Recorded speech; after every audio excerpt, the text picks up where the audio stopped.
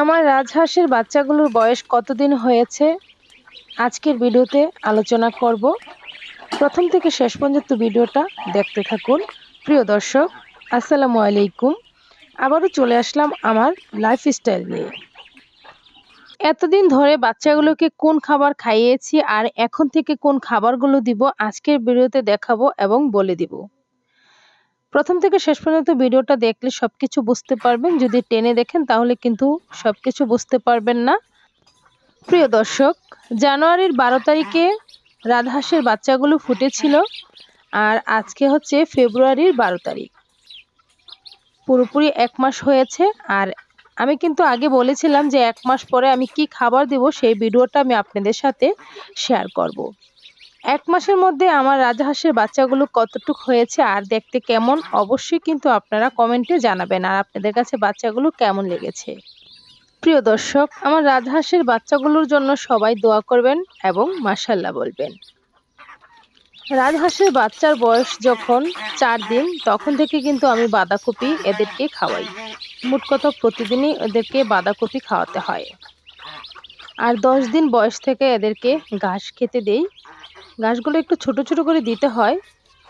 আলহামদুলিল্লাহ ঘাস এবং বাঁধাকপি খাওয়া কিন্তু শিখে গেছে। আর পাশাপাশি তো ফিট রয়েছে। এই 3টা খাবার ছাড়া অন্য কোনো খাবার এখনো এই হাঁসগুলাকে দেওয়া হয় নাই। আজ থেকে আমি খাওয়াবো। আর আজ থেকে আমি কোন কোন খাবারগুলো দিব সেই খাবারগুলো কিন্তু আপনাদেরকে ভিডিওতে দেখানো হবে। ভিডিওটা টেনে দেখবেন না, প্রথম থেকে শেষ পর্যন্ত দেখবেন, তাহলে কিন্তু বুঝতে পারবেন দূরত্ব রাজহাঁসের বাচ্চা কিভাবে বড় করা যায় এবং কোন কোন খাবারগুলো কোন সময় দিতে হয়। প্রিয় দর্শক, দেখি হয়তো বুঝতে পারছেন যে আমার রাজহাঁসের বাচ্চাগুলো কত সুন্দর করে ঘাস খাচ্ছে। আর এদেরকে কোনো কিছু খেতে দেখলে আমার কাছে এতটা ভালো লাগে যা আমি আপনাদেরকে ভাষায় বলে বোঝাতে পারবো না।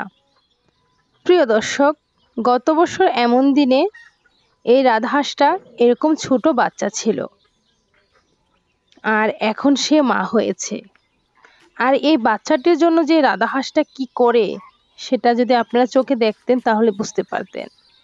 একটা মানুষ কিন্তু এদের কাছে আসতে পারে না, একদম দৌড়িয়ে ঠোর দেওয়ার জন্য চেষ্টা করে। আর এই রাজহাঁসটা বাচ্চাগুলোকে ফেলে এক মুহূর্তের জন্য পানির মধ্যেও যায়নি।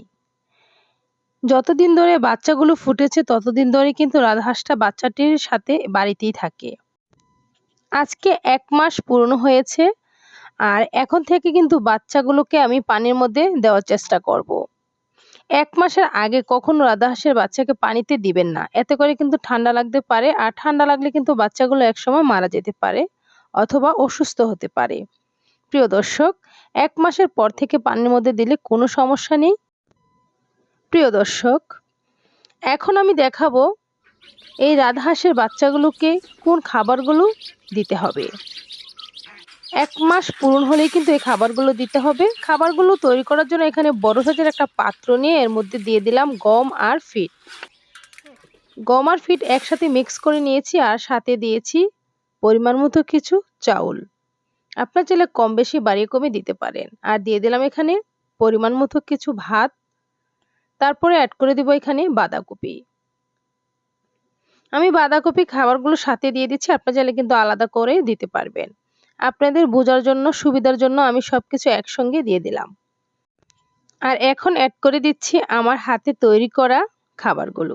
যে খাবারগুলো আমার হাঁসের বাচ্চা, মুরগির বাচ্চা এবং ডিম পাড়ার মুরগিকে আমি খাইয়ে থাকি। আর এই খাবারগুলো খাওয়ালে কিন্তু আপনার মুরগি সারা বছর ডিম দেবে এবং কি হাঁসের বাচ্চা এবং মুরগির বাচ্চা দূরত্ব বড় হবে। প্রিয় দর্শক, আর এখন অ্যাড করে দিচ্ছি আমি জিঙ্ক। জিঙ্কটা কিন্তু চাইলে পানির সাথে মিক্স করে খাওয়াতে পারবেন, আবার চাইলে খাবারগুলোর সাথে মিক্স করে খাওয়াতে পারবেন। আর এই জিঙ্কটা 10 থেকে 15 দিন খাওয়ালেই হবে মাসে। আমি কিন্তু 15 দিনের মতো খাওয়াই। 5 দিন একাটানা খাওয়াবেন, তারপরে 5 দিন গ্যাপ দিয়ে আবার 5 দিন একাটানা খাওয়াবেন। ঠিক এভাবেই চলবে। আর গরমের সিজন যদি চলে আসে ওই ক্ষেত্রে কিন্তু একটু কম খাওয়ালেই হবে, মাসে 5 থেকে 6 দিন খাওয়ালেই হবে।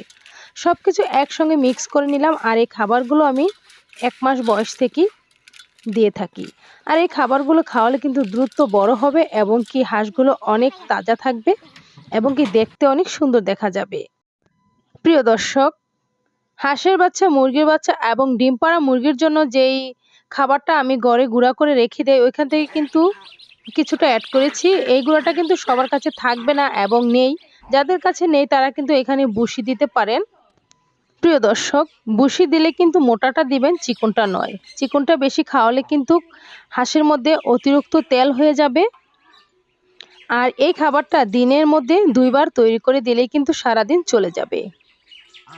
আর আমি এখানে 8টা হাঁসের বাচ্চা এবং একটা হাঁসের পরিমাণে কিন্তু জিঙ্ক অ্যাড করেছি। 2 মুক্কা জিঙ্ক দিয়ে দিয়েছি, কারণ হাঁসের বাচ্চাগুলো কিন্তু বড় হয়েছে কিছুটা, তার জন্য কিন্তু ওই পরিমাণটা বুঝে অ্যাড করতে হবে। আপনাদের হাঁসের বাচ্চা যদি কম হয় তাহলে পরিমাণে জিঙ্ক কম দিবেন, আর যদি বেশি হয় একটু বাড়িয়ে দিবেন। আর এভাবে কিন্তু 4-5 দিন খাওয়ালে হবে। চাইলে কিন্তু পানির সাথে গুলিয়েও খাওয়াতে পারেন, কোনো সমস্যা নেই। আর পাশাপাশি ঘাস খাওয়াবেন, বাঁধাকপি খাওয়াবেন। দেখবেন দ্রুত হাঁসের বাচ্চাগুলো বড় হয়ে গেছে। এই 2 মাসের মধ্যে দেখবেন বড় বড় হাঁস হয়ে গেছে। অবশ্যই চেষ্টা করবেন ভালো খাবার দেওয়ার জন্য এবং পরিষ্কার পাত্রের মধ্যে পানি দেওয়ার জন্য। পরিষ্কার পাত্রের মধ্যে খাবার এবং পানি দিলে বাচ্চাগুলো সুস্থ থাকবে, রোগে আক্রান্ত হবে না। প্রিয় দর্শক, আমি সবসময় চেষ্টা করি পরিষ্কার জায়গার মধ্যে পানি এবং খাবার দেওয়ার জন্য। আমার হাঁসগুলোর দৌড়াদৌড়ি দেখলে আমার কাছে খুবই ভালো লাগে। হাঁসগুলো কিন্তু আবারও চলে এসছে ঘাস খাওয়ার জন্য। আজকের ভিডিওটা এখানে শেষ করছি। আবার দেখা হবে নতুন কোনো ভিডিওতে।